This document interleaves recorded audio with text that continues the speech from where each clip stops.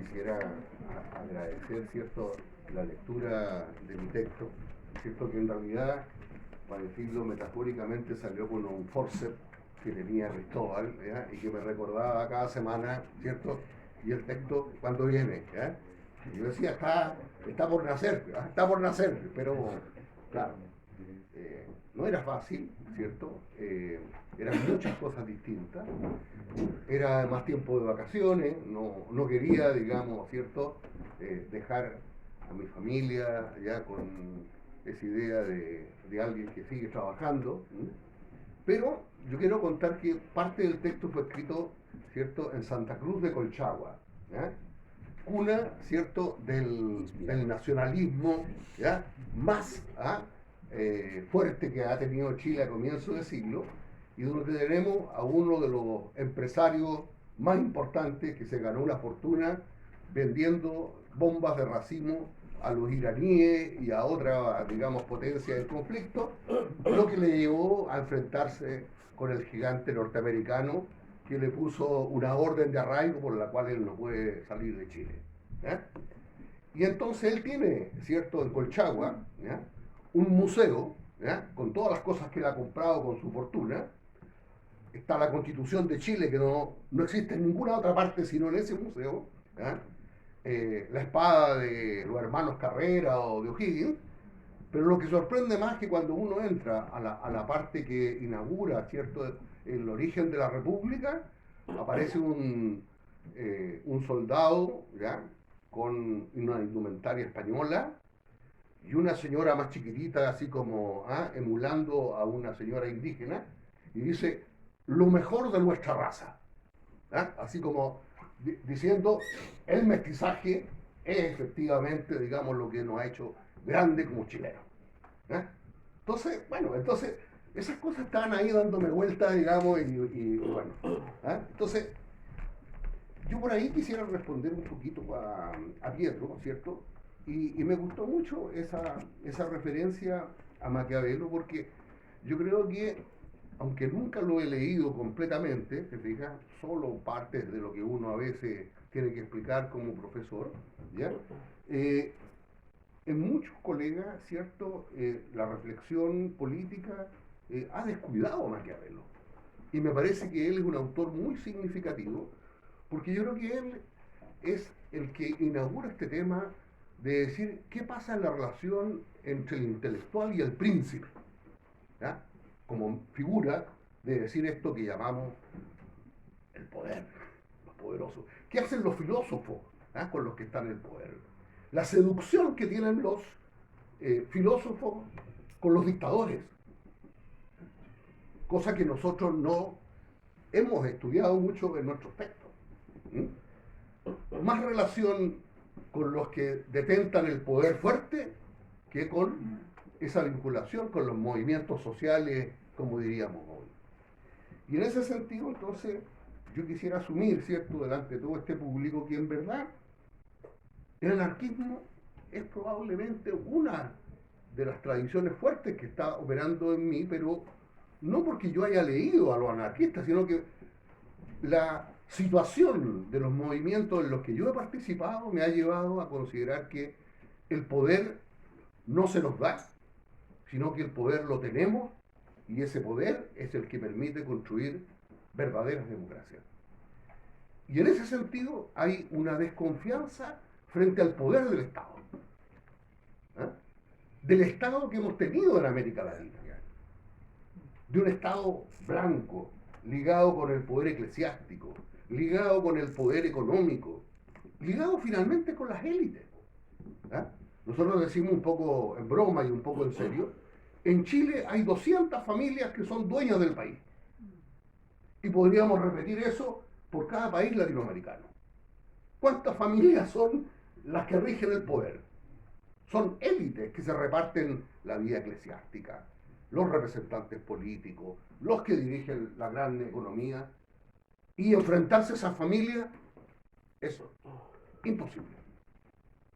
Basta que uno haga una crítica a alguien de ellos y cae el poder encima. Entonces, en ese sentido, me parece que hay una relación muy fuerte con un gran colega amigo colombiano, Alfredo Gómez Miller, ¿cierto?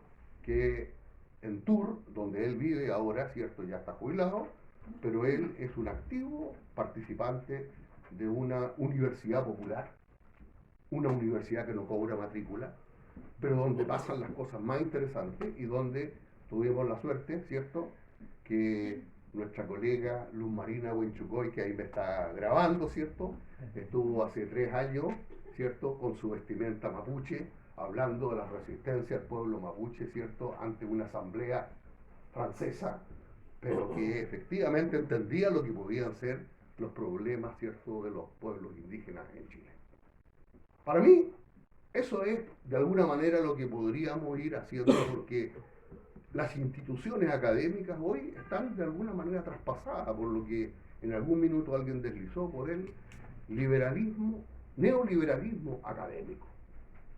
Si uno piensa efectivamente la maquinaria que representa hoy día la universidad, con todos sus índices, ¿cierto?, sus indicadores de productividad, etcétera, finalmente lo que ha hecho la universidad es, como dice Raúl Forné en muchos de sus textos, la universidad ha sido cooptada, ¿cierto?, por ese espíritu neoliberal, así como nosotros los individuos también hemos sido de alguna manera cooptados en nuestro espíritu por ese neoliberalismo. Entonces, solamente una anécdota sobre ese punto. Yo he planteado, ¿cierto?, a mi hija, que tiene 12 años, ¿cierto?, que el neoliberalismo tiene que transformarse en una suerte de insulto. Entonces, cada vez que comete alguien un error, ¿cierto?, en la calle o cualquier cosa que me parece de extremo individualismo, yo bajo el vidrio y le grito ¡neoliberal! Entonces mi hija me dice, papá, pero es que eso no es una grosería, es lo peor que puede pasar, hija. Es lo peor. Pero eso es una lucha que tenemos que hacer, porque no podemos seguir consintiendo que los indicadores se transformen, ¿cierto?, en lo que es el valor mismo, ¿cierto?, de la actividad del pensar y de la responsabilidad que el pensar tiene por la situación presente. Respecto de lo que me plantea Mario, yo efectivamente estoy muy de acuerdo. Eso es parte de un proyecto que hemos presentado, porque también en eso el neoliberalismo nos obliga a vendernos a los sistemas de investigación, ¿cierto? Y donde las plataformas que nos hacen llenar incluso terminan al final, ¿y cuántas patentes usted aspira, ¿cierto?, a producir en su proyecto? Bueno, es un proyecto muy bonito donde está evidentemente Mario y yo en un diálogo, pero hay otros colegas, donde está también Lorena, ¿cierto?, y otra gente con la que vamos a dialogar nuestras diferencias políticas.